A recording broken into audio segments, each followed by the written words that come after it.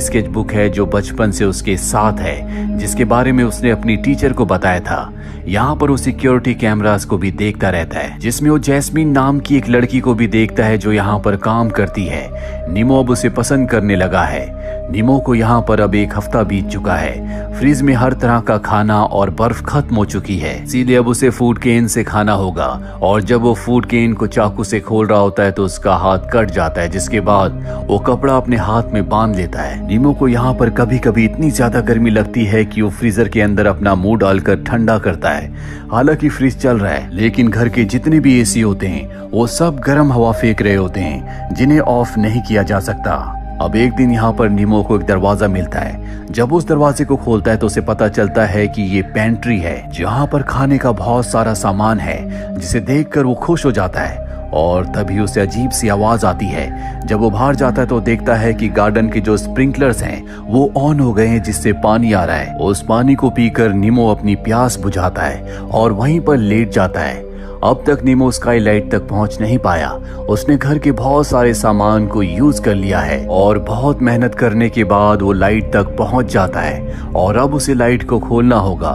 बीच बीच में वो आराम करने के लिए कैमरा में दिख रहे जितने भी लोग होते हैं उनके स्केच बनाना शुरू कर देता है, खास तौर पर उस काम करने वाली लड़की का, जिसे वो पसंद करने लगा है। अब नीमो देखता है कि जैस्मीन आज उसी पेंट हाउस के बाहर काम करने के लिए आई है। वो भागता हुआ दरवाजे के पास जाता है, उससे मदद मांगता है ताकि वो यहाँ से निकल सके। लेकिन नीमो की किस्मत अच्छी नहीं होती। उसने ईयरफोन्स लगाए होते हैं, जिस वजह से वो नीमो की आवाज नहीं सुन पाती। नीमो अब किसी भी तरह से ऊपर से निकलने का रास्ता बनाना चाहता है, लेकिन वहां से लाइट्स को खोलना, उसमें जो स्क्रू लगे हैं उनको खोलना इतना आसान नहीं है। वो एक बोतल को तोड़ने के बाद उससे अपनी आंखों के लिए ग्लासेस बनाता है ताकि वो ज्यादा देर तक काम कर सके, उसकी आंखों में रोशनी ना चुभे।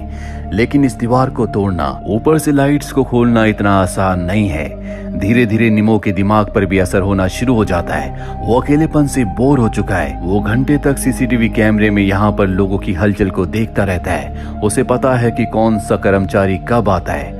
वो इतना फ्रस्ट्रेट हो चुका है कि कभी कभी वो डांस करने लगता है। यहाँ पर एक पिजन भी फंसा होता है। वो उससे मदद मांगता है, उससे बात करता है। और एक दिन अचानक से एसी जो पहले गर्म हवा फेंक रहे थे अब वो ठंडी हवा फेंकना शुरू कर देते हैं, यानी कि टेम्परेचर कम होना शुरू हो जाता है। नीमो को इससे बहुत राहत मिलती है, लेकिन जल्दी टेम्परेचर इतना कम हो जाता है कि वो इसे बर्दाश्त नहीं कर पाता और गर्म कपड़ों की खोज में वो एक कबर्ड को खोलता है, जहाँ पर उसे खुफिया दरवाजा मिलता है। उसे लगता है कि ये बाहर जाने का रास्ता है, लेकिन जब वो अंदर जाता है तो एक कमरे में पहुंचता है जहाँ पर एक डेड बॉडी होती है जो कि इस घर के ओनर की है। और जब वो उसे